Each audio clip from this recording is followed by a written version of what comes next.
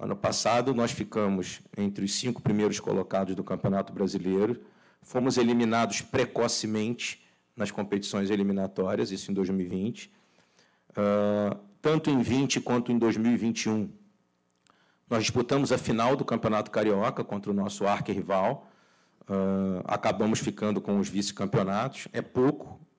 para o Fluminense,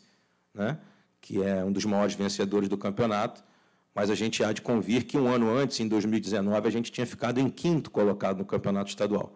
Então, tanto na competição interna no estadual, quanto no Campeonato Brasileiro e nas eliminatórias, que a gente voltou a disputar a Libertadores e conseguiu chegar um pouco mais longe do que vinha chegando na Copa do Brasil, que também o Fluminense disputou inúmeras vezes na sua história, conquistou a de 2007, em outras 2 oportunidades esteve na final, e o nosso objetivo para 2022 é fazer com que a gente possa voltar a disputar essas competições, ou seja, a repetição daí das competições, com um aumento de investimento não significativo, mas gradual. Quem viu lá a minha coletiva no dia 7 de agosto de 2020, pode ver que o discurso era um discurso de aumento de receita não significativa e aumento de investimento para 2021, para ter um time mais sólido que 2020.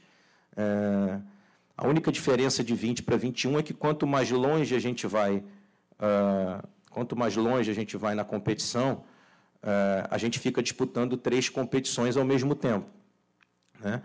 E um clube com dificuldade de investimento, com uma folha que talvez seja aí sei lá, 11ª ou 12ª do futebol brasileiro,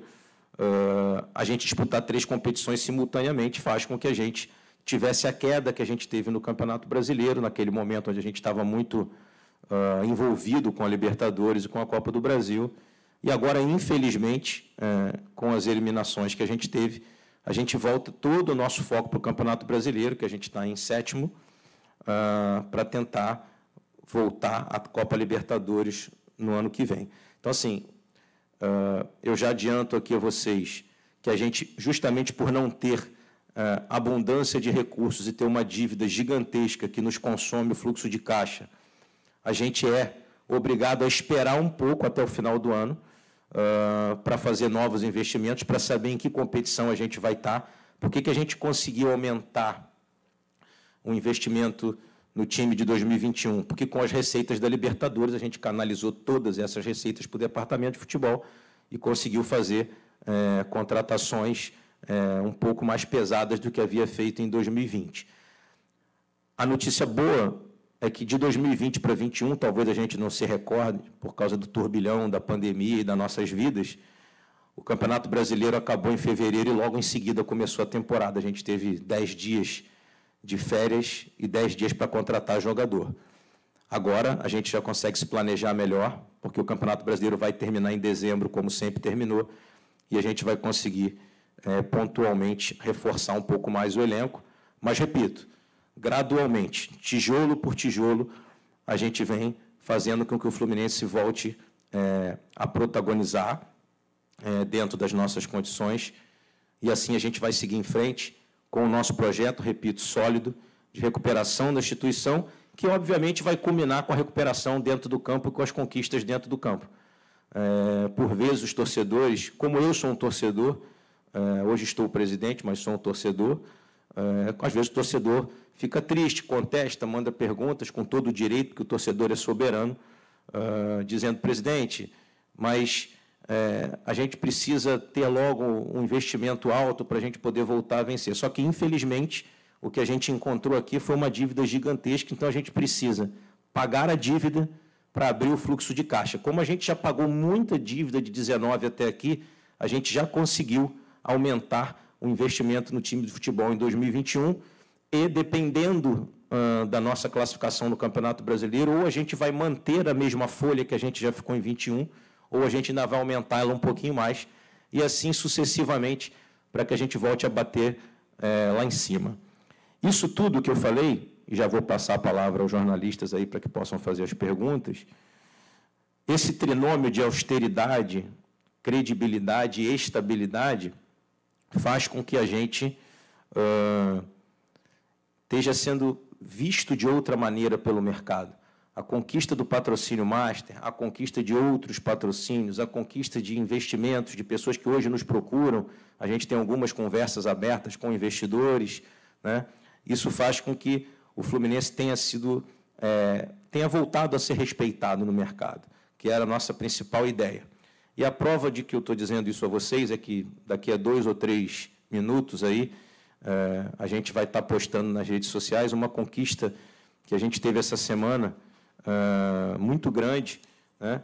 que a gente conseguiu um patrocínio Master para as camisas da base. Tá? É uma empresa chamada Avanutri, tá? Que é líder no mercado de softwares otimizadores de serviços de saúde,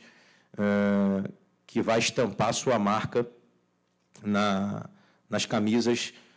das equipes de futebol masculino, das divisões de base. A gente vai anunciar daqui a pouco esse patrocinador Master da divisão de base, das categorias de base de Xerém, né? E essa empresa vai criar um centro tecnológico de recuperação de atletas, privilegiando a saúde dos nossos atletas para que a gente possa cada vez mais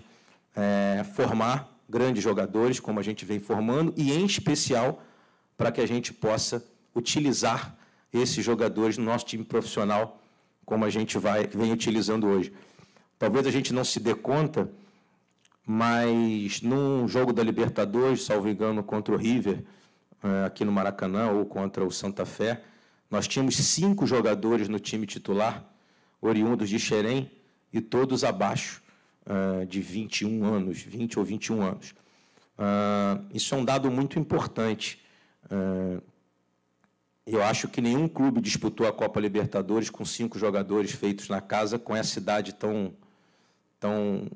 ainda ligada à imaturidade, enfim. E justamente porque a gente faz um trabalho de reconstrução e utiliza esses jogadores da casa. Naquela coletiva de 7 de agosto de 2020, eu falei sobre o Luiz Henrique. Falei que o Luiz Henrique era um menino de enorme potencial, que estava subindo naquele momento e que a gente precisava ter paciência com ele. Hoje ele é um titular nosso, e é essa paciência que eu peço a vocês que a gente tenha na reconstrução do clube,